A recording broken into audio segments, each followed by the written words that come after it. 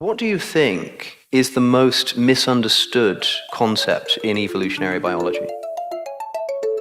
I think there are several. One is the underestimation of the amount of time involved, and so people sometimes just don't grasp that there's these huge amounts of time. So you hear people saying things like, well, I'll believe in evolution when I see a monkey give birth to a man, kind of thing. Because they don't recognize the time involved. Then again, I think there's the improbability. Many of them think that evolution is a matter of chance. Because they think the only alternative to design is chance, and therefore, you do a sort of probability calculation, the probability of getting all the bits in the right place, whether it's a molecule or a body. The probability of getting all the bits in the right places is negligible. I mean, if you know, 1 in billions.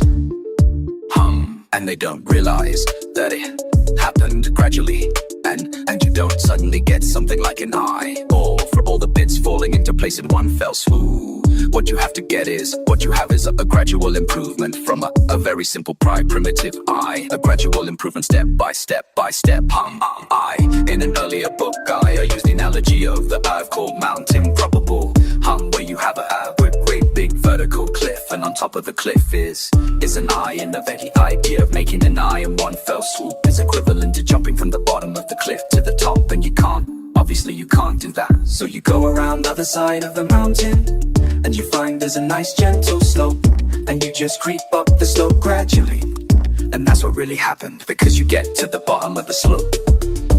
Hardly an eye at all, just say a light sensitive spot, and then you have a sheet of light sensitive cells. Then you have that sheet bending into a slight cup, which is this can't form an image, but it gives us a kind of vague idea of what direction light or dark is coming from. And then the cup starts to close in like that, gradually closing, and you get a pinhole camera, which is a crude image forming device. It's very dim, it's very inefficient, but it is a kind of image. And then a lens forms by to begin with any kind of transparent gubbins inside it, which acts as a slight focusing, has a slight focusing effect, and then that gradually improves, and so on, so that you have a gradient all the way up the slope of Mount Improbable to the top, where you have this very beautifully designed thing with its imperfections as well.